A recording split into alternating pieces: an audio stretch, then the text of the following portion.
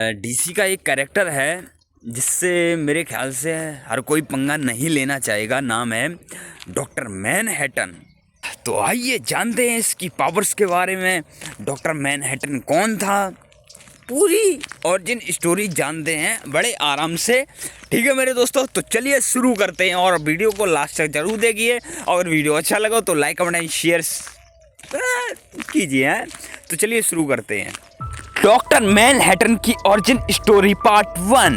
John ऑस्टरमैन एक साधारण इंसान। डॉक्टर मैनहट्टन बनने से पहले वो बस एक नॉर्मल इंसान था जिसका नाम था जॉन ऑस्टरमैन। जन्म 1929। उसके जो पिताजी थे वो एक घड़ी साज थे, मतलब कि एक वॉच मेकर, और वो चाहते थे कि उनका बेटा मतलब कि जॉन भी वही काम करे। लेकिन जब अमेरिका ने हिरोशिमा पर एटॉमिक बम गिराया तो उनके जो पिताजी थे तो उनका कहना था कि घड़ी बनाने का ज़माना गया, अब दुनिया को एटॉमिक साइंस चाहिए। इसीलिए उन्होंने जॉन को घड़ी छोड़कर न्यूक्लियर फिजिक्स पढ़ाई। जॉन पढ़ाई में बहुत ही तेज था। आगे जाकर वो प्रिंसटन से PhD भी की। वहीं उसकी मुलाकात होती है उसकी गर्लफ्रेंड जेन स्लेटर से। दूसरा एक्सीडेंट जिसने उसे भगवान बना दिया। जॉन एक जगह काम करता था जिसका नाम था गीला फ्लैट्स रिसर्च बेस। एक दिन वो एक घड़ी की मरम्मत कर रहा था अपनी गर्लफ्रेंड के लिए। उस घड़ी को वो गलती से लेव कोट में ही छोड़ देता है। तो मेरे दोस्तों, जब वो बाहर जाता है तो वो याद करता, अरे मैं तो अपनी गर्लफ्रेंड की घड़ी भूल गया हूँ। तो वो वापस लेने आता है। तो मेरे दोस्तों, वो घड़ी अंदर लेने आता है तो उधर होता है इंट्रिंसिक फील्ड सब ट्रैक्टर। यह मशीन किसी भी चीज को सब एटॉमिक लेवल पर तोड़ देती है, मतलब कि चीज को पूरी तरह भाप की तरह गायब कर देती है। तो मशीन का जो दरवाजा है वो बंद हो जाता है, काउंटडाउन रुकता नहीं है और फिर बूम, जॉन सबके सामने मतलब धुआं बन जा, मतलब कि क्या बताएं, पूरा शरीर गायब। तीसरा, मौत के बाद नया जन्म। सबको लगाओ कि वो मर गया पर उसकी कॉन्शियसनेस किसी तरह एनर्जी के रूप में बची रही। कुछ हफ्तों बाद बेस पर अजीब चीजें दिखने लगी, जैसे कि नर्वस सिस्टम, फिर सर्कुलेटरी सिस्टम, फिर स्केलेटन और फिर मसल्स।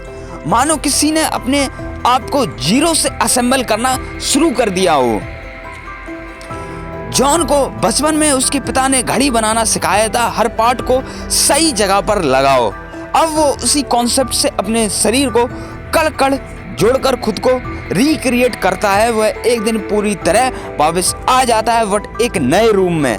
चौथा, डॉक्टर मैनहट्टन हमारे बीच एक भगवान। अब जो जॉन है वो एक चमकते नीले रंग में एक सुपर बीइंग बन चुका है। उसके पास ऐसी पावर्स है जिसे देखकर किसी को भी लग सकता है कि वो तो मतलब इंसान तो है ही नहीं, वो तो भगवान है भाई। और उसकी पावर्स है मैटर को अपनी मर्जी से बदल सकता है, टाइम को एक साथ दे सकता है, पास्ट फ्यूचर, अरे यार पास्ट प्रेजेंट फ्यूचर सब। एनर्जी को कंट्रोल, रियलिटी को शेप कर सकता है, खुद को इन्फिनिटी वार रिक्रिएट कर सकता है। और क्या लोगे, अमेरिकी सरकार ने इसका फायदा उठाया और उसे नाम दिया डॉक्टर मैनहट्टन। मैनहट्टन प्रोजेक्ट से इंस्पायर। कोल्ड वॉर के समय वो पूरा गेम चेंजर बन गया भाई, क्योंकि वो अकेले ही एक देश के बराबर था मेरे दोस्तों।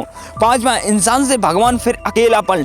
टाइम को एक साथ देखने और दुनिया को एटॉमिक लेवल पर समझाने की वजह से डॉक्टर मैनहट्टन इंसान से दूर होते गए। उसके लिए इंसानों की इमोशंस छोटी लगने लगी, रिश्ते बेकार लगने लगे। हर इंसान बस थर्मोडायनामिक मिरेकल बन गया, यानी हुआ तो ठीक, नहीं हुआ तो भी ठीक। धीरे धीरे वो इमोशनली डिस्कनेक्टेड होते हुए इंसान वाली फीलिंग लगभग खत्म हो गई उसके अंदर। सिंपल समरी, जॉन एक साइंटिस्ट था। एक्सीडेंट में शरीर नष्ट हुआ, एनर्जी फॉर्म में कॉन्शियसनेस बच गई। उसने खुद को एटॉम बाय एटॉम वापस बनाया। वो एक सुपर पावरफुल ब्लू गॉड बन गया। फिर इंसानी फीलिंग उससे दूर होती गई। तो मेरे दोस्तों, यह थी उसकी ओरिजिन स्टोरी। आपको कैसी लगी? अगर अच्छी लगी हो तो लाइक कमेंट शेयर कीजिए और जाने से पहले कीजिए मुझे। तो मेरे दोस्तों, मिलते हैं बहुत जल्दी किसी ना किसी और कॉमिक्स के साथ। अगर कोई क्वेश्चन वगैरह है तो जरूर पूछें मुझसे मेरे दोस्तों।